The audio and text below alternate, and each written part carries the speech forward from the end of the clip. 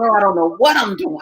But anyway, We are live. Here we go. Okay. Good evening, everyone. Thank you for your patience for tuning in this evening to the Minnesota Spokesman-Recorder's MSR Forefront. I am your host this evening, Stephenetta Harmon. I probably should switch this and do one of these things here. Yes. Thank you so much for tuning in.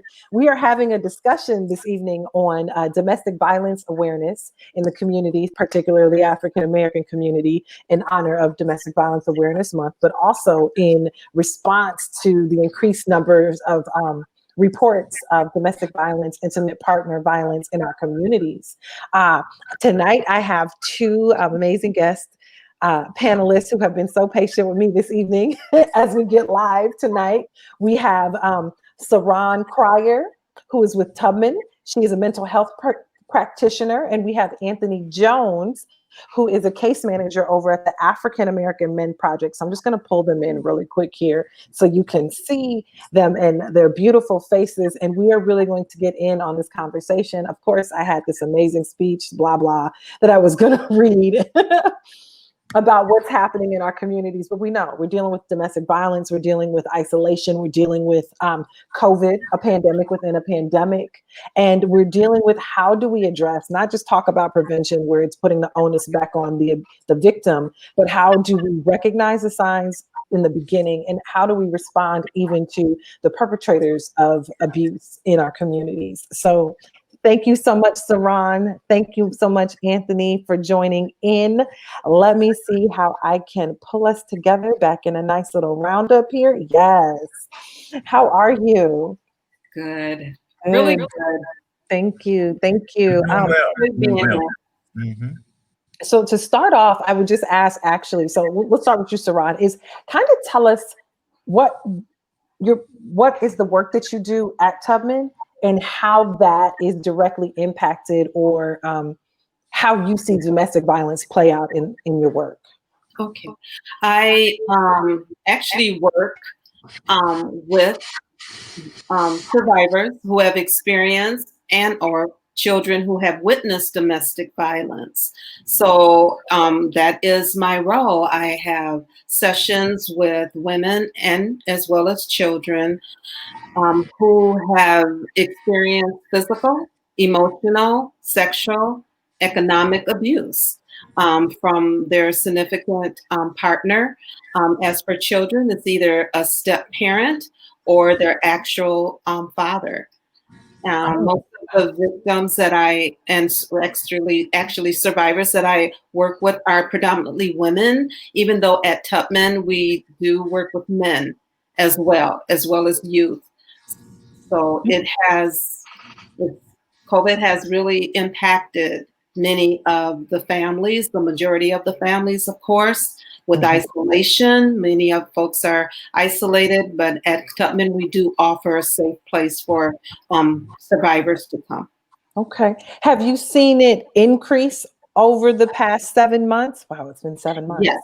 Okay. Yes, there has been an increase in the fact that sometimes there's no place for a person to go to.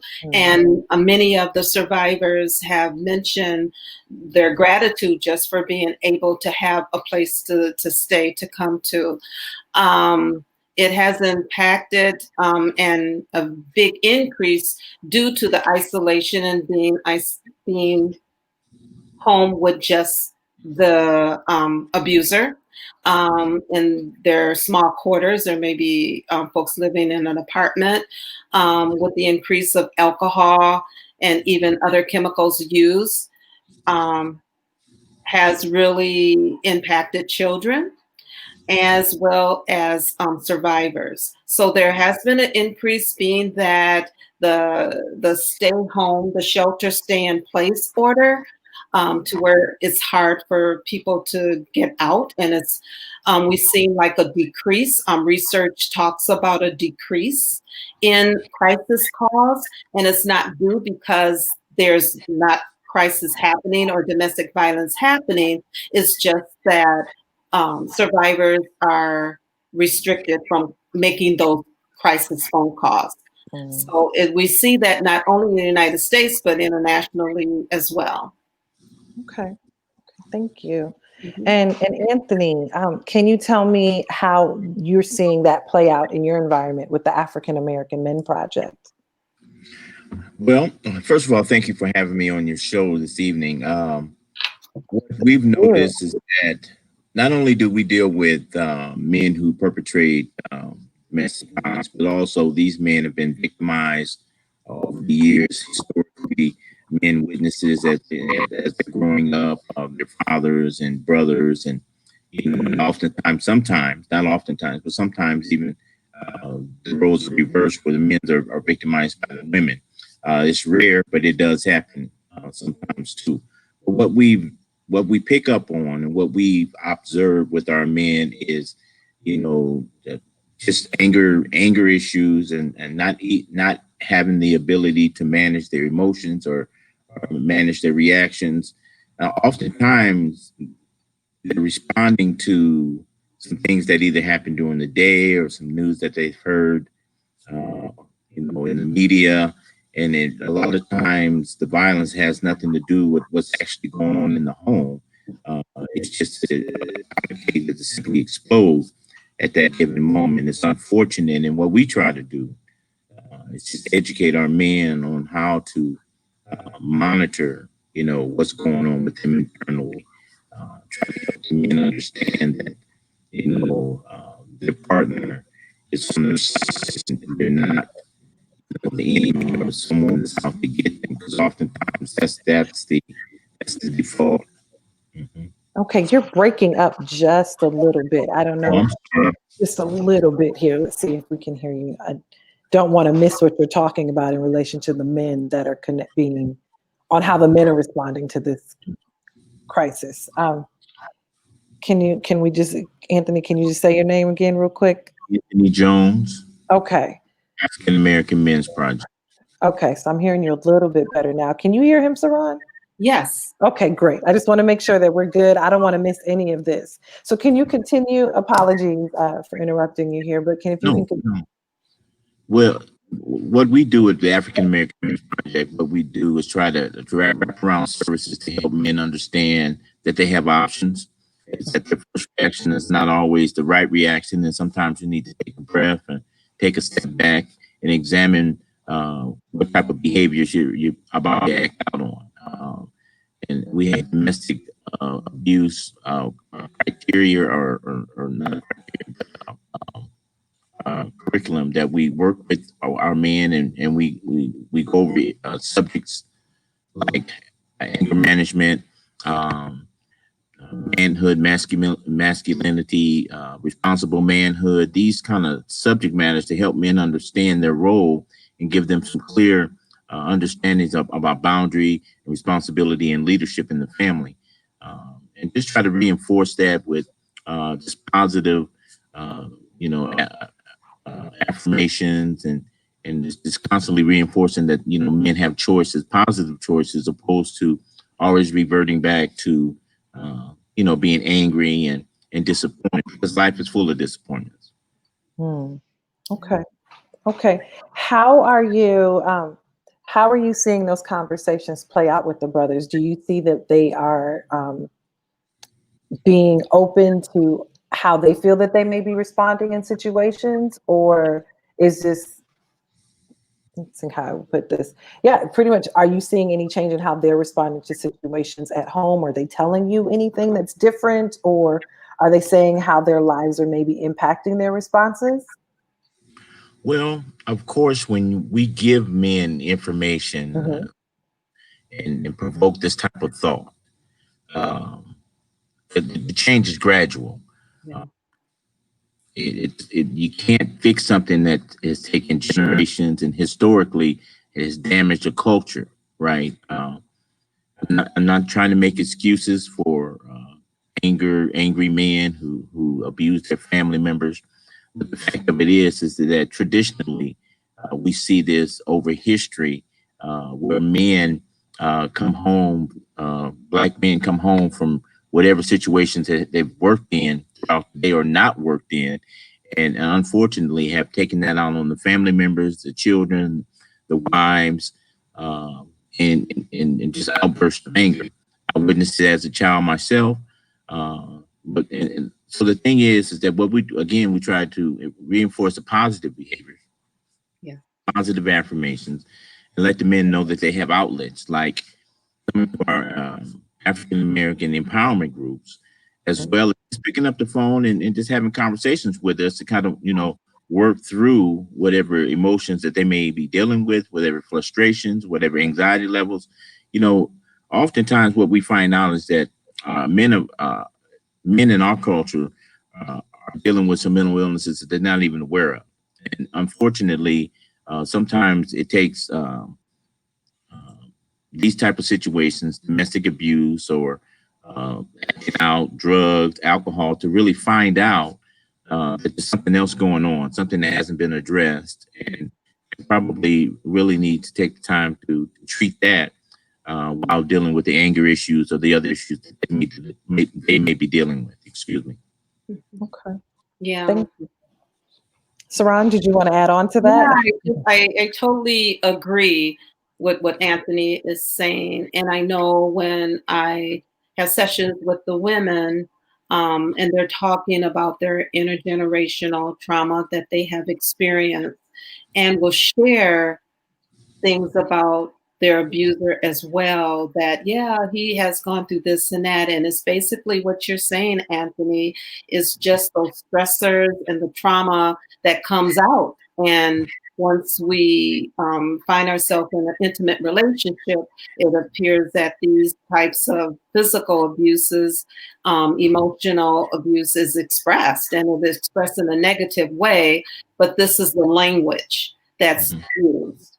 And one of the things that I try to help the women to understand is that on both ends, there needs to be some type of intervention, some type of support from the community, whether it's psychotherapy, whatever it may be, is that in order to establish a well relationship, of health wellness type of a relationship, both parties need that support.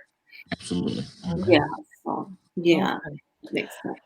So thinking about that, when we're talking about that, you're hearing it from both ends. And we also get that domestic violence isn't like an overnight thing. It tends to be a progressive, small things that are happening that people say, oh, I know, I should have recognized those signs. But what are those signs that we should be looking for to, on both ends, to avoid this situation of, domestic violence, where Black women particularly are more likely to die than even our white counterparts? Yes. I would start off just by saying whatever feels uncomfortable to yourself, whatever feels uncomfortable to your body, whatever feels uncomfortable to your thoughts. The emotional abuse is someone's trying to make you feel less than who you are, like bringing down your self-esteem, calling you names. It's uncomfortable. Those are red flags. And I think it's hard at times because when we look at this, we have to look at ourselves, our body, mind, and spirit, and having a relationship with ourselves and having an awareness of who we are and what our expectations are with an intimate partner. And if I'm being called names, if I'm being pushed, if I'm, just feeling really a lot of doubt in my relationship, it's not right. And one of the things I would say is time to leave. It's time to either just say, look, either we're going to work this out. I feel uncomfortable. I feel my whole being is being attacked. And I may love you. I want this relationship to work, but this hurts. I think you have to make a decision on if I'm going to take it. Are we going to seek help? So that we can continue it. Many times, the majority of times, of the people that I serve, the survivors that I serve, have children. And one of the things survivors say, this is their father. I don't want to leave. And I do love this man. And how do we work through this? So really, in any domestic violence to where you are harmed in any type of way and it continues, one of the things is either you seek help, to knowing that someone could help the both of you, help yourself, or just you have to leave. And even just and to be aware that in extreme cases, for a survivor saying that she's going to leave, take the children, that is insinuating homicide almost. I mean, many women have died because they said, I'm leaving, and or have left. And then we have extreme cases of homicide. So there's a way of exiting. Many of the women that I serve have fled the relationship to where they literally ran away. So when you say there's a way of exiting, we often hear like you should have a safety plan for everything else. Like if there's a tornado or some natural disaster, you should have some sort of safety plan. What does our safety plan look like for a relationship? And should we all have one?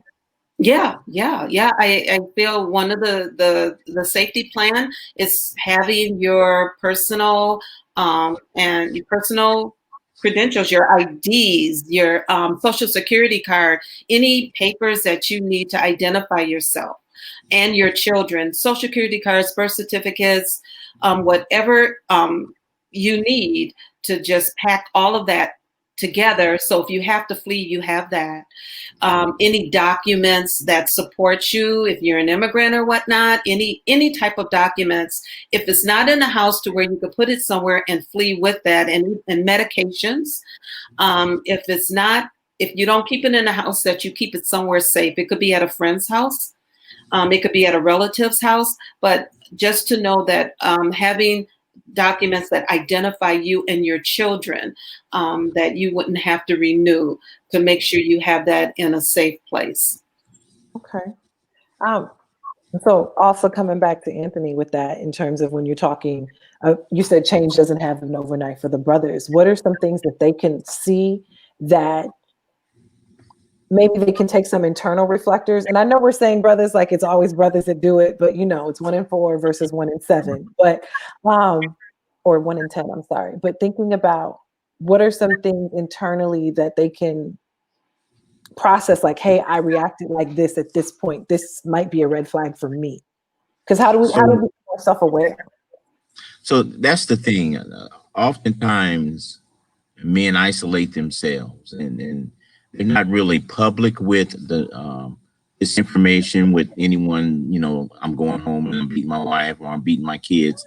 So unfortunately, it takes intervention from either a legal service, a lawyer, or a physician to say, hey, you need to take a look at this behavior. You need to take a look at this. This is going to end up, being a lot more severe. So these are warning signs, right? Mm-hmm. And so what we encourage men to do is pay attention to the messages that they're getting from people who are observing, outsiders who are saying, man, you got a short fuse. And oftentimes men get defensive and they say, well, you can't tell me this, you can't tell me that. But what we try to do is encourage men to tap into the resources that are available. And that includes those people that are closest to you in your network, your family, your friends, your relatives, people that you work with that are observing, your constant shortness or snapping out or your anger flaring up at the drop of a hat, because these things are not healthy, right? Because you not only it limits your ability to communicate effectively at home, but it also limits your ability to communicate out in the world with your coworkers, with your friends, or just people, passers-by, because you end up, you're very sensitive and vulnerable and just defensive about everything. The slightest thing sends you off. So these are the first initial warning signs. Again, support groups are real important. Sometimes men come into support groups they voluntarily, and they can get a lot of good information, especially if they stick with it and just try to adapt some of the principles that we try to live by, try to teach our men about self-awareness, self-reflection, and just taking it easy about dealing with the day's stressors, because we all are under stress and we all go through trying times in life, right? And they don't just come during the month of June, or they don't just come during the month of January. Problems are fluid, just like taking a breath and waking up and going to work is fluid. life is in session, right? Mm-hmm. So you have to be prepared for whatever may happen. You Yeah. know, sometimes you have a good day, and sometimes you have a bad day. Yeah. My success is based on how I react to the situations that I deal with. It's as simple as, you know. Uh, so that's the kind of messages that we try to send, provide for our men, and again, positive affirmations, Mm-hmm. Okay. Yes. being supportive. These are the things that help. Mm-hmm. They have to be saturated with this information. And you at the African American Men Project have groups that brothers can come to? Yes, every Thursday night, 6 to 7:30, Oh, 7:40. right now. Okay. Yeah, we Like, have we have it available for men. Yes, we do. okay. Yeah. Okay. Yeah. And how do they connect? If they wanted to come in on your end, how would they connect to be in one of these groups? Just give us a call here at NorthPoint, Okay. and just contact one of our case managers. We have 3 case managers. We work with gang violence units. We work with young men who are trying to get out of gangs. We work with Mhm, men who are coming out of prison. We work with men who are homeless, mhm, or for whatever reason. And so all of these men are dealing with barriers, and all of these men are trying to put your life together, or trying to put their lives back together.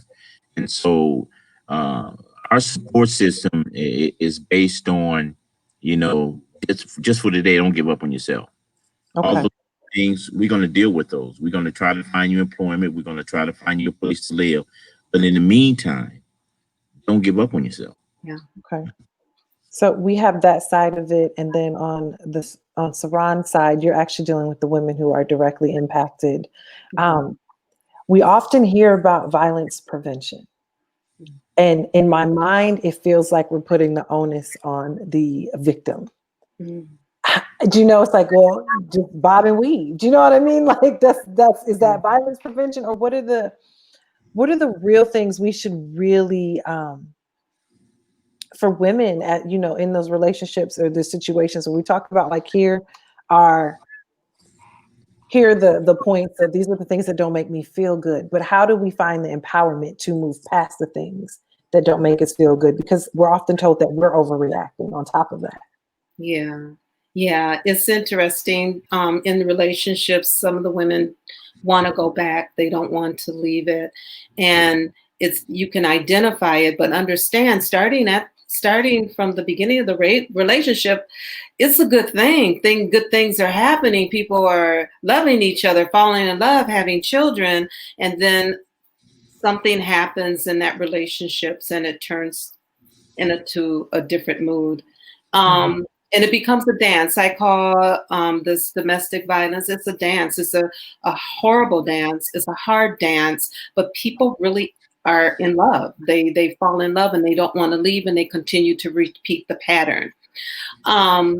When one of the things is to really look at what does that person want to do? How is that person feeling? I think stepping out of that relationship to give that person time, give the survivor time to really evaluate where she wants to be and to be able to identify her purpose in life and what she wants to do in life, how she wants to see her children grow. It's coming really to your own truth. It's really having a relationship with yourself and saying and asking yourself. And one of the questions that does happen is the women ask, why do I continue these same patterns? It's asking yourself, what are your expectations in your life? What do you want to see? How do you want your children to grow? What type of environment that you want your children to grow in? I think it's a hard relationship. It's a very difficult relationship to live in, even prior to COVID and now in COVID.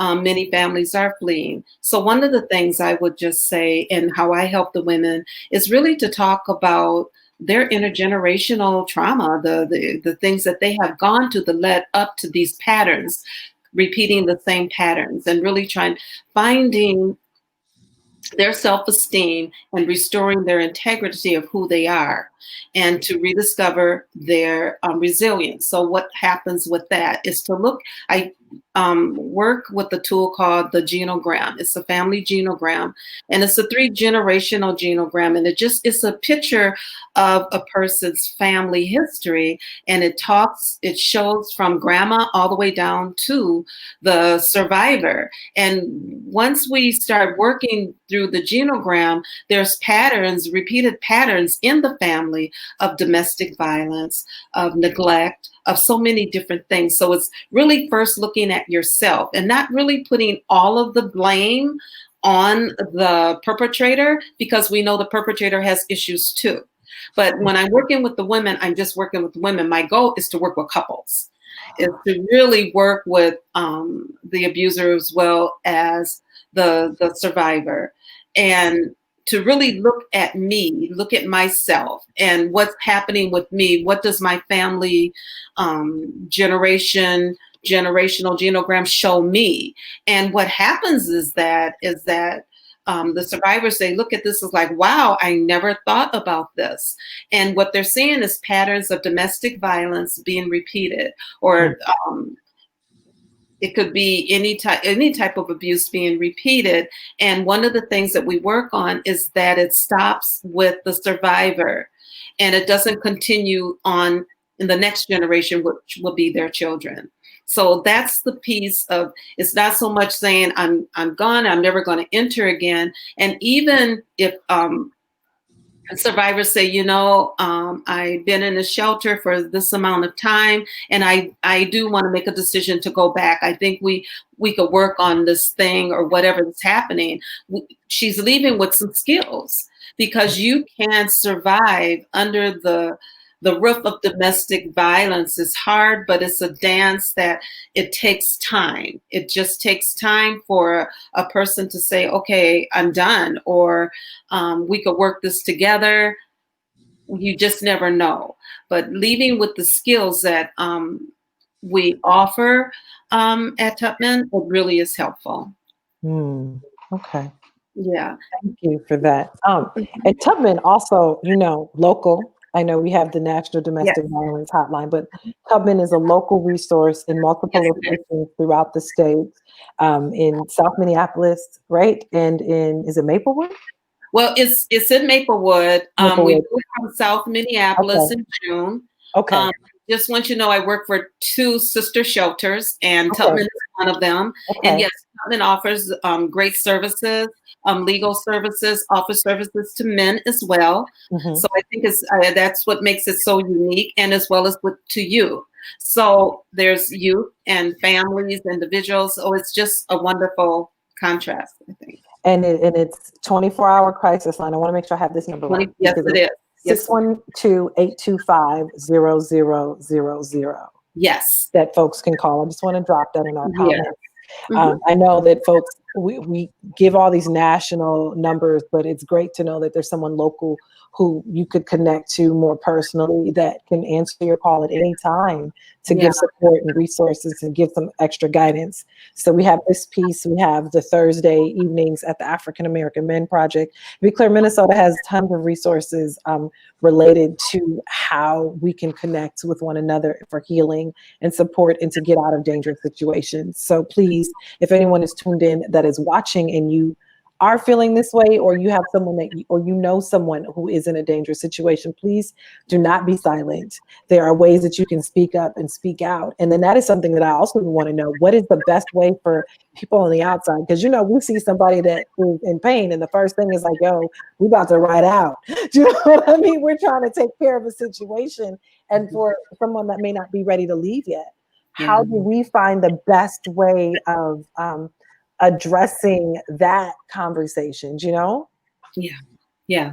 So I could start out and just say, be very careful in saying to people, you need to leave that person, because I'm going back to the dance, and this dance could be very dangerous.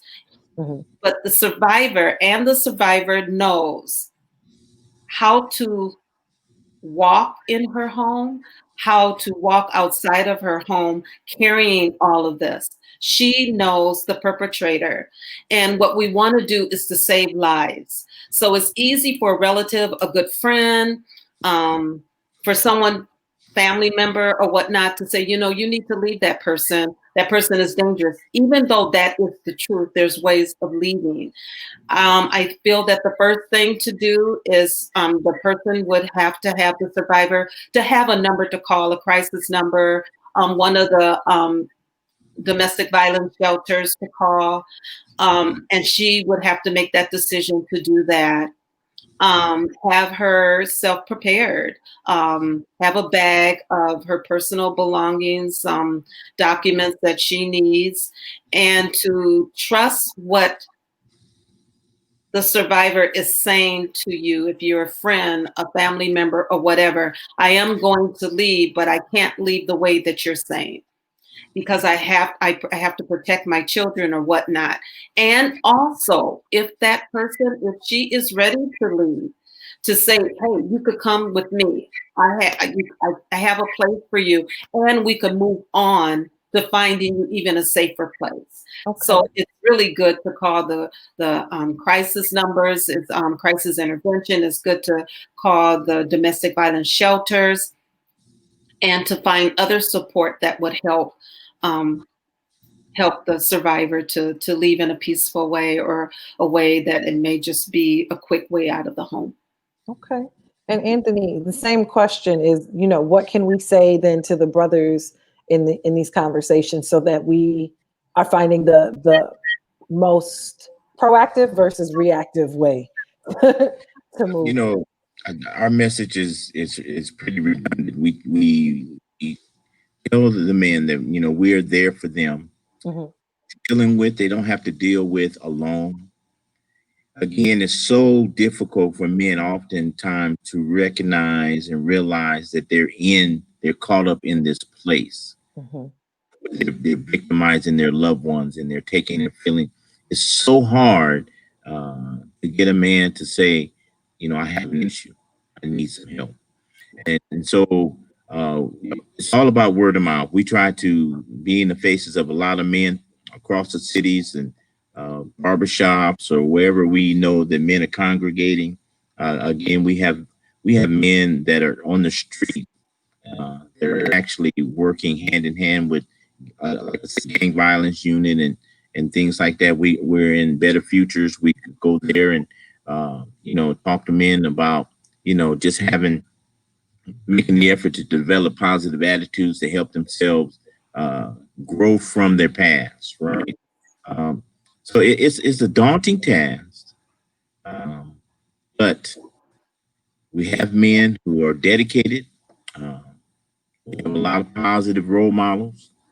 Uh, we just try to, again, saturate these men with these positive influences and positive images, and let them know, you know, because all of us, we all have histories, we all have past. And so, you know, if we can overcome some of the things that have kept us in bondage over such a long period of time, you can too. And so we're here to support you. We're here to help you. We're here to encourage you. I mean, it sounds simple.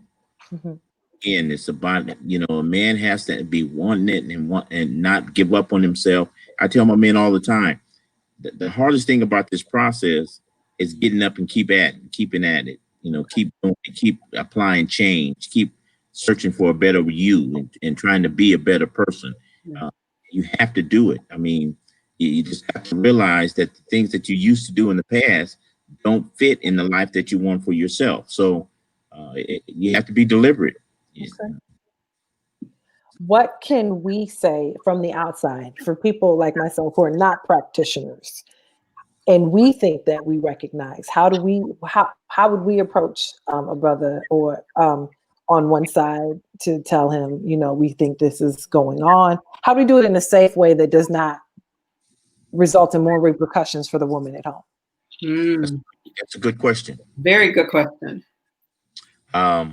He's like, yeah, right. It's a dangerous subject to broach. It's a very dangerous subject to broach.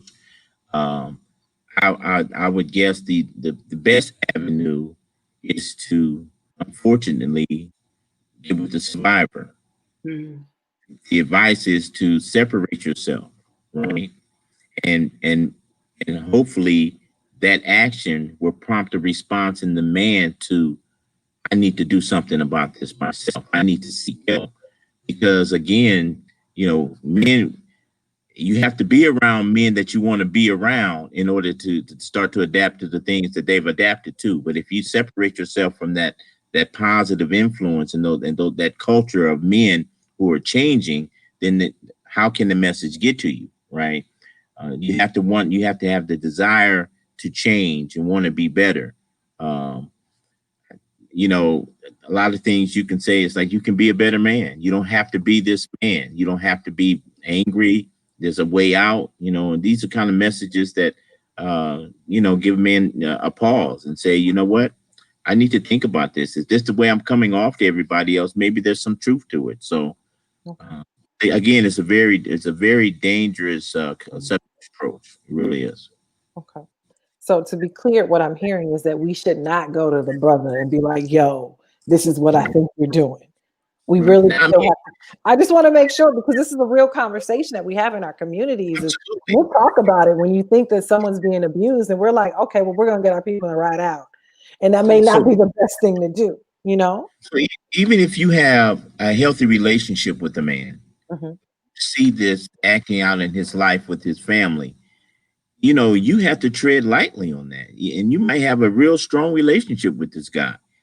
The thing that you have to understand, what's happening to this person is that he's dealing with some internal stressors, some internal strife that's going on with him. And he's acting out in various ways, not just in domestic abuse against the family. He may be using drugs, he may be drinking, he may be sleeping around. There's a whole lot of different ways where he can vent his frustrations and what's going on with him internally.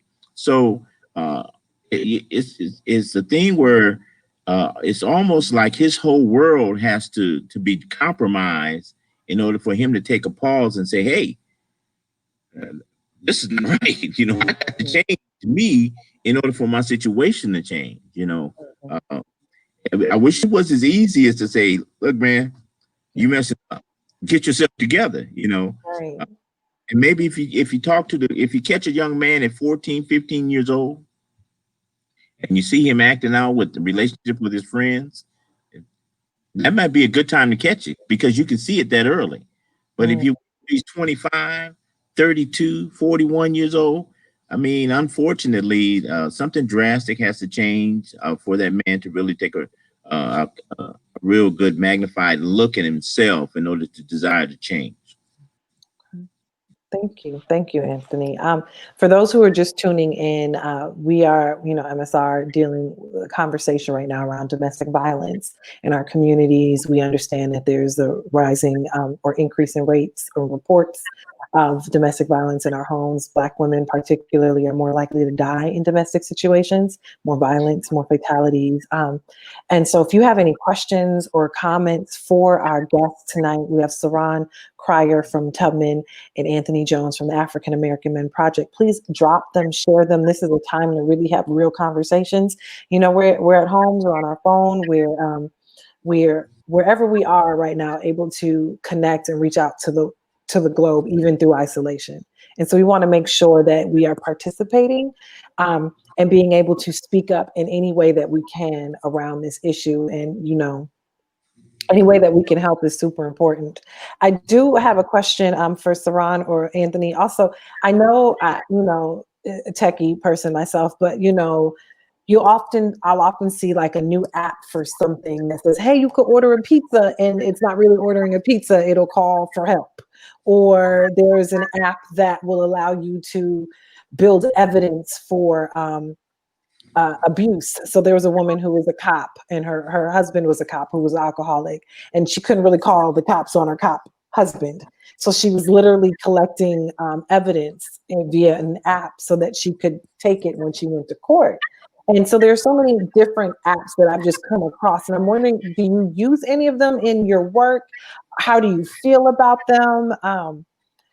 What other ways? I'm just trying to think of every way that we can really connect people, in the age of Facebook and TikTok and Instagram, particularly younger people, as they so it does not become a lifelong cycle. Do you know what I mean? I think any type of mechanism that a person could use to help them to stay safe or to be safe or to get help, it's great. I have not used any of those links. It's interesting to know, even just mentioning the officer with the married to an officer, how that could be pretty difficult. How do I reach out? I just think any of those type of mechanisms or tools would be helpful to anyone. I know young people are very much on Instagram or whatnot, and I think however you could call out for help is a wonderful thing to do. I totally agree, but I can't say that I use any of those devices. Okay. We don't. Anthony's like, nah. Well, yeah, I agree that if there's out there that's going to make you feel more comfortable in that arena, you have that. Whether it be some type of silent device that's going to notify the local precinct, or something that sends a message to your family member to say, "Come get the kids." Whatever tech is out there that's going to help you survive and move beyond the situation that you're in, I'm all for. I'm old school. Azer works. Something to get them up off of you, something like that, something to make them think twice about coming after you again. I know years ago, I have 2 daughters and my wife, and then I gave each of them tasers to prepare for whatever may happen out there in the world, because we live in a violent world where, unfortunately, aggression is almost the norm today. I'd rather for you to be prepared and never have to use it than not be prepared and be victimized. So I believe in protection. And today, you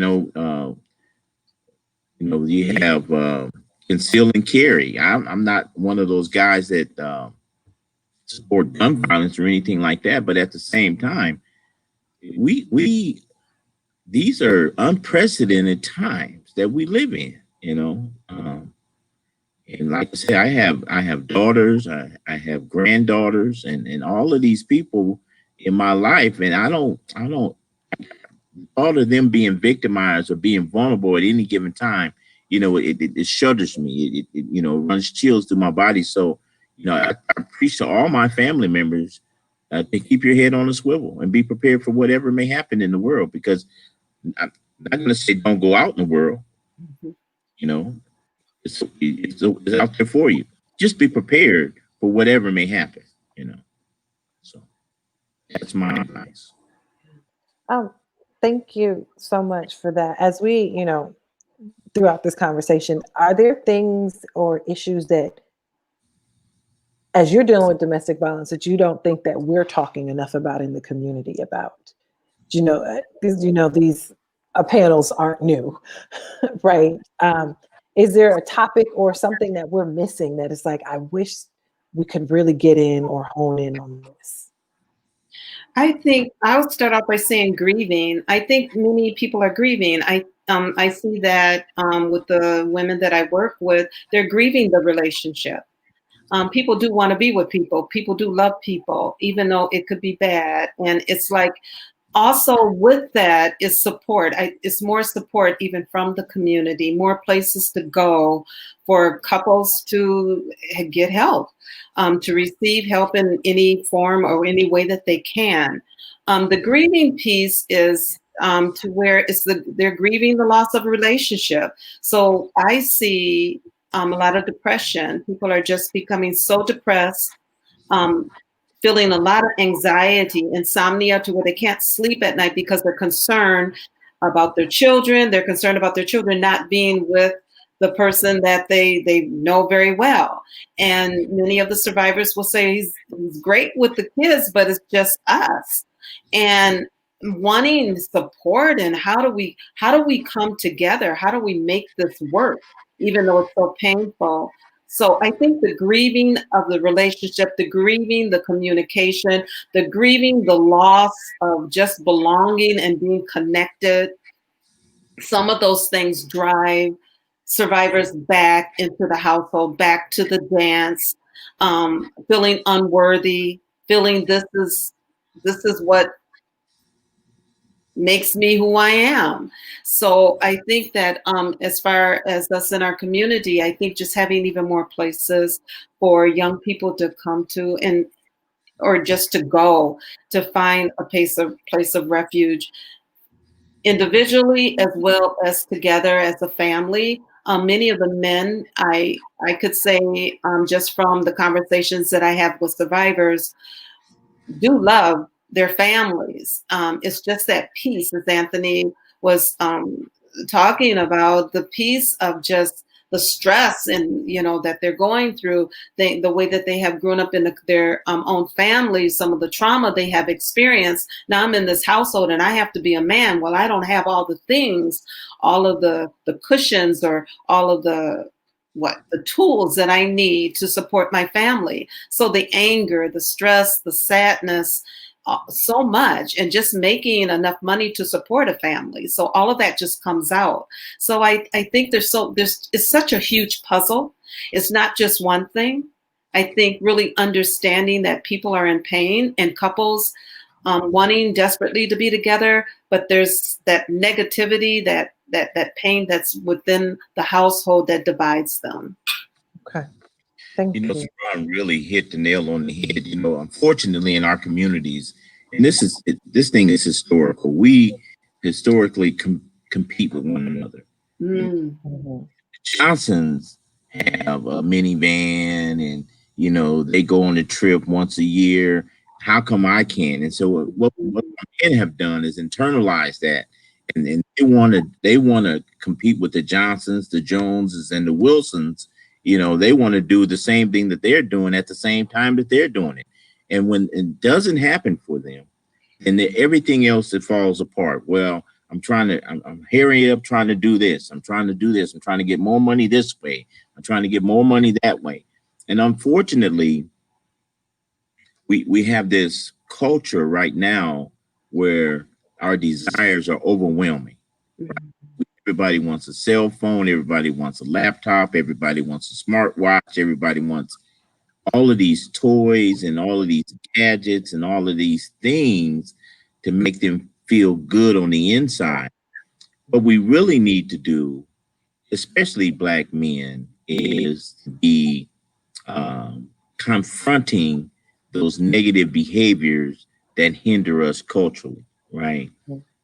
There's things that we can do. When I see Black men that are struggling and I have a relationship with them, I try to pull those men to the side and I say, you know what? I'm here for you. You going through what you're going through right now. I am here to support you. Your family deserves the best man that you can be. Yes. It's as simple as that. And are you being the best man? Take a look at yourself. If you're not, guess what? I have some tools that I will introduce you to that's going to help you be the best man that you can be, but you have to be willing to do the work. You know, as a community, we have to have the courage to do that. We have to have the courage to get to those young people, get to those middle-aged men that may be struggling with historical trauma, and say the real thing is that there's help available, that you don't have to fight these battles by yourself. Yes. Because these are not the messages that we're getting. All the messages that we're getting is you need to go out and get one of these and get one of these and compete with this, get this kind of car and drive and wear these kind of clothes. And unfortunately, that is handicapping us. We preparing us to be the men of the future. It's just not. So that's just my opinion. Yeah, I agree. Yeah, I have 4 sons and 2 daughters, and they don't like to talk. They don't like to give me lectures because I give it to them. I give it to them just like that because my father gives it to me just so. That's what we need. But that's important to really understand is a lot of things that we talk about in our communities when we talk about disparities and violence it's siloed. And so understanding how all of these pieces connect, there's a gun violence, the home, homelessness issues, financial issues, health issues, all of these things that wrap up into this ball of madness for us, as especially within African American communities. And just this one piece of it is the domestic piece of this intimate partnership, these relationships, and how we can keep them from becoming violent and stop hurting one another because we are hurting from somewhere else. Yes. Yeah. So this is a deep conversation. I feel like it'll be an ongoing conversation. And I thank you so much for being able to jump in on this as we just try to, tackle small issues and how we can find places of hope. Because we talk about these issues, but we don't always talk about what we can do individually or not wait till it's a complete crisis before we handle. We don't want to be bruised and bloody before we come to get help. We don't want to say, hey, I saw, but I didn't say anything. Do you know what I mean? We want to see whatever ways we can touch on this and be able to bring communities together and have these conversations that go beyond just crises. So if there's anything that you would like to share in parting for our community as they sit and they watch this, as they think about someone that they know that could be impacted and a now what for them, what should they walk away from or walk away with from this conversation? I would just say just to let the person know that you care. I care. I see you. I see what's going on, and it doesn't look safe. And offer a place to call, offer for help. I believe anyone who is in a domestic violence situation, they need to leave it to become more healthier, to find their wellness. And that would support children because domestic violence has a terrible impact on children. It affects their development. And to be able to say to that person, I'm here for you. Call me at any time, even if it's 3:00 a.m., and I'll be there for you. I think people just need to know their support. And even on the other end of it, to basically say, how can I support you? What is it that I could give to you? Or what is it that you'd like for me to do? And it could be one thing. It could be, here, take this safety bag and just put it away. Mm-hmm. And when I'm ready for it, I'll call you. And on the second part of that, I believe in safety. And one of the things that survivors really need to take in consideration is to help children to understand how to find support as well. If the violence is happening in the home, mom's being beat up or whatever, there should be some type of code that a child should know. It could be Mickey Mouse. I don't care what it is. And that means you need to run to the neighbors and call 911. Mm-hmm. Or if they're out in public, you need to go into the store. If I say Mickey Mouse, you need to go run into Target or whatever and have someone call 911. So there, especially if the children or child is able to understand and know how to do that. But children need to know how to protect themselves as well and to protect mom if mom is unable to protect herself. Okay. Thank you so much, Saran. And then Anthony, any? Well, I would just like to encourage, again, the community to be aware. Years ago we had the saying that it takes a village, right? And somewhere along the line, we abandoned that concept. We didn't want to get involved with other people's business, negative responses. But I believe that, we need the village today. We need our men to stand up and speak out. You don't have to take any physical action against anybody, but your voice and your messages can be loud and clear. And then I think the more people who hear us, men, responsible men take a stand against domestic violence, take a stand against, these negative behaviors that are going on in the family, and start embracing the family, I think, over time we can make an impact. I just believe that. Okay. Thank you. Thank you so much. Everyone who is tuned in, I'm Stephenetta Harmon with MSR. This is Forefront. I want to thank our guests this evening, Saran Cryer with Tubman and Anthony Jones with the African American Men Project. We're discussed domestic violence in our communities and ways to prevent, heal, survive. And I'm grateful for you two. I hope we can continue this conversation. I hope whoever is tuned in, if they know someone that needs assistance, please check the links and the numbers in our comments. The Tubman Center, 612-825-0000.